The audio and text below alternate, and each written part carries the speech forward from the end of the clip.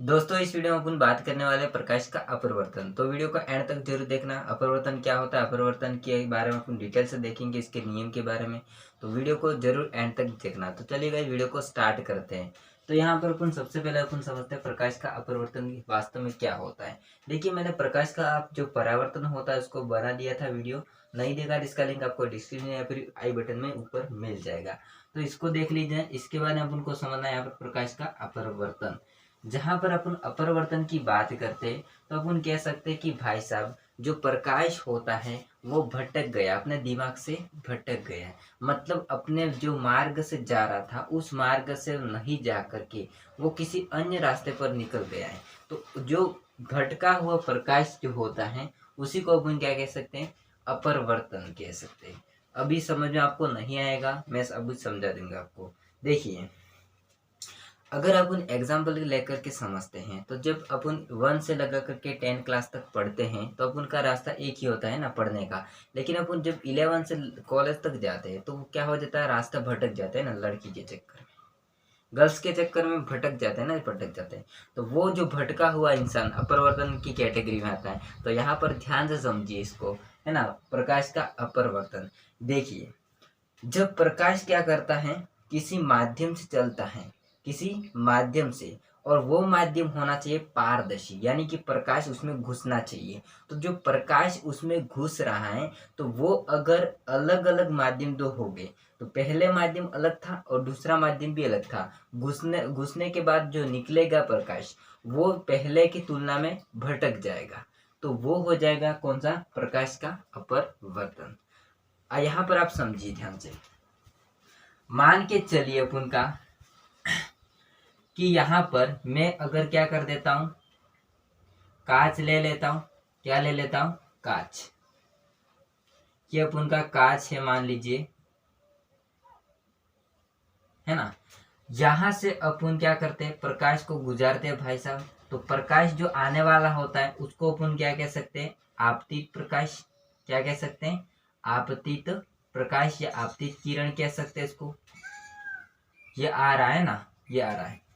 अब क्या होगा, ये जो माध्यम होगा वो मतलब अपन कह सकते हैं कि एक तरह की वायु होगी। अब वायु जो होती है वो इसमें क्या होता है, जो माध्यम होगा वो मतलब इसमें जो कण होते हैं वो बिखरे हुए होंगे, इसको माध्यम को अपन कहते हैं विरल माध्यम। क्या कह सकते हैं, विरल माध्यम। तो ये हो जाएगा विरल माध्यम। इसके बाद अपन कांच की बात करते हैं। तो देखिए कांच में कण कैसे होंगे, पास में सटे हुए होंगे, जिसके कारण से इसको अपन माध्यम कह सकते हैं सघन माध्यम। क्या कह सकते हैं, सघन माध्यम। तो इसको अपन कह सकते हैं सघन माध्यम। अब देखिए यहां से ये प्रकाश आ रहा था, अब इधर आके क्या हो गया, वो भटक गया तो इस रास्ते पर चल गया। देखिए यहां से आना चाहिए, सीधा निकलना चाहिए यहाँ तक, ये तो भटक गया, इधर आ गया। अब वापस जो निकलेगा तो भाई साहब ये भी भटक जाएगा, तो वो निकलने वाला होगा वो इस प्रकार से चला जाएगा, है ना। तो यहाँ पर समझिए ध्यान से, जो आने वाला प्रकाश होता है या इसको अपन कह सकते हैं आपतित किरण, जो घुस गया मतलब बदल गया, भटक गया, उसको अपन कह सकते हैं अपरिवर्तित किरण कह सकते हैं। तो इसको अपन कहेंगे क्या, अपवर्तित किरण। अपवर्तित किरण। अब ये जो निकलने वाला है वो निर्गत किरण हो जाएगा। ये हो गया निर्गत किरण। अब देखिए अगर इन दोनों के मध्य अगर अपन क्या करते हैं, इसमें सीधी रेखा खींच देते हैं दोनों को अलग करने वाली, तो इसका अपन नाम दे देते हैं अभिलंब। क्या नाम दे देते हैं, अभिलंब। इसको कह देते हैं अभिलंब। और यहां पर अपन खींच देते हैं उसी को, तो ये हो जाएगा अभिलंब। अभिलंब। तो ये अभिलंब हो जाएगा N1 और ये अभिलंब हो जाएगा N2। समझे ना। तो देखिए प्रकाश भाई साहब आए यहां से, यहां पर किसी से लव लफड़ा हो गया तो भटक गए अपने रास्ते से, फिर वापस शादी करके वो क्या होंगे, सुधर गए। समझे ना। तो ये जो होता है उसी को अपन कह सकते हैं प्रकाश का अपरिवर्तन। तो इसकी डेफिनेशन को समझिए। जब एक प्रकाश किरण किसी माध्यम से, पारदर्शी माध्यम से, मतलब एक माध्यम से गुजर कर या चल कर दूसरे पारदर्शी माध्यम में प्रवेश करती है तो वो अपने मूल मार्ग या अपने मूल पथ से विचलित हो जाती है, यानी कि भटक जाती है। तो इस भटके हुए प्रकाश को अपन क्या कह सकते हैं, प्रकाश का अपवर्तन कह सकते हैं। तो मैं इसकी डेफिनेशन लिख देता हूँ।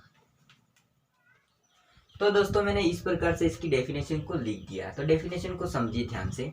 जब प्रकाश किरण किसी एक माध्यम मतलब एक पारदर्शी माध्यम से चलकर दूसरे पारदर्शी माध्यम में आने पर अपने मूल मार्ग से विचलित हो जाती है तो उस घटना को अपन क्या कह सकते हैं, प्रकाश का अपवर्तन कह सकते हैं। समझे ना बात को ध्यान से। पारदर्शी माध्यम क्यों बोल रहा है उसको समझिए ध्यान से। अगर अपन पारदर्शी माध्यम नहीं ले रहे तो उसमें प्रकाश नहीं घुसेगा। जैसे कि आप मान के चलिए आपके पास अगर पत्थर होगा या फिर कुछ लकड़ी का गट्टा होगा तो उसमें आप प्रकाश गुजारेंगे तो गुजरेगा नहीं गुजरेगा, कील भी मुश्किल से जा सकती है ना। तो ऐसा समझ सकते हैं आप। तो पारदर्शी माध्यम होना जरूरी होता है। पारदर्शी माध्यम कौन सा हो गए, जल हो गए, जैसे कि कांच हो गए। तो ऐसे जो होते हैं वो पारदर्शी माध्यम हो गए, जैसे कि गैस हो गई है ना। तो वो सारे अपन पारदर्शी माध्यम हो जाते हैं। अब अपन समझते हैं अगला टॉपिक, अपवर्तन के नियम। तो देखिए अपवर्तन नियम समझने से पहले अपन को यहाँ पर ध्यान में रखना है। देखिए अभिलंब जो मैंने बनाया था अभी और आपतित किरण बनाई थी उसके मध्य अगर अपन यहाँ पर देखते हैं तो एक कोण बनता है।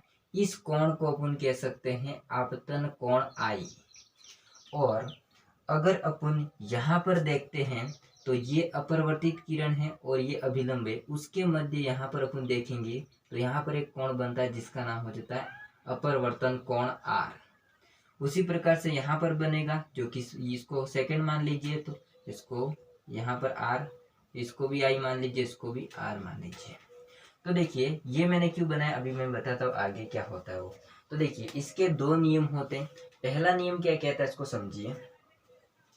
आपतित किरण, अभिलंब और अपवर्तित किरण तीनों एक ही तल पर होते हैं।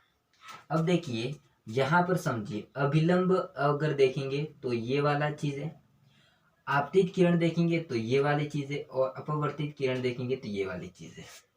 अगर अपन इसको अलग से बनाएंगे तो अलग से मैं यहाँ पर बना देता हूँ, समझिए ध्यान से। ये मान लीजिए इस प्रकार से मैंने लाइन खींच दी, ये आने वाला है आपतित किरण और फिर यहाँ से विचलित हो जाएगा अपन का ये अपरिवर्तित और ये हो जाएगा अपन का अभिलंब। तो इसका बिंदु कैसा होगा, एक ही। तो देखिए भाई साहब आपतित किरण, अभिलंब और अपवर्तित किरण तीनों एक ही तल पर होते हैं। दूसरा नियम क्या कहता है इसको समझिए। आपतन कोण की जा क्या होता है इसको समझिए। जा यहाँ पर अपन लिखेंगे क्या, यहाँ पर मैं लिख देता हूँ। जा का मतलब होता है साइन आई और दूसरा हो जाता है साइन आर। इसको बटे में लिखेंगे, आगे मैं समझाता हूँ। साइन आई है ना। तो देखिए आपतन कोण की जा, यहाँ पर आपतन कोण है तो आपतन कोण की जा और अपवर्तन कोण की जा, ये आर है, अपवर्तन कोण की जा का अनुपात जो होता है वो नियत रहता है। लेकिन बात अपन क्या करते हैं कि किन्हीं दो माध्यम के लिए क्या होगा, किन्हीं दो माध्यम के लिए अपन देखेंगे तो उसका मान नियत रहेगा, वो तो बात बिल्कुल सही है। लेकिन पहले माध्यम के सापेक्ष दूसरे माध्यम का एक अपवर्तनांक कहलाता है और इस नियम को अपन स्नेल का नियम भी कहते हैं। तो यहाँ पर अपन समझते हैं पहला नियम और दूसरा नियम। मैं लिख देता हूँ यहाँ पर। दोस्तों यहाँ पर मैंने लिख दिया अपवर्तन के नियम। तो ध्यान से समझिए अपवर्तन का नियम क्या कहता है। पहला नियम ये कहता है कि देखिए आपतित किरण, अभिलंब और अपवर्तित किरण, आपतित किरण, अभिलंब और अपवर्तित किरण तीनों एक ही तल में होते हैं। दूसरा नियम कहता है कि आपतन कोण की जा, मैंने अभी बताया साइन आई, तथा अपवर्तन कोण की जा साइन आर किन्हीं दो माध्यम के लिए नियत रहता है। अर्थात अपन लिख सकते हैं कि sine I upon sine R बराबर म्यू। यहाँ पर म्यू जो होता है वो अपवर्तनांक है। इसके बाद यहाँ पर समझिए कि पहले माध्यम के सापेक्ष दूसरे माध्यम का अपवर्तनांक यानी कि म्यू कहलाता है, जो कि इसे अपन स्नेल का नियम भी कह सकते हैं। तो ये सारा अपन का था प्रकाश का अपवर्तन। आई होप को सारा समझ में आ गया होगा और स्क्रीनशॉट लेना चाहते हैं ले सकते हैं।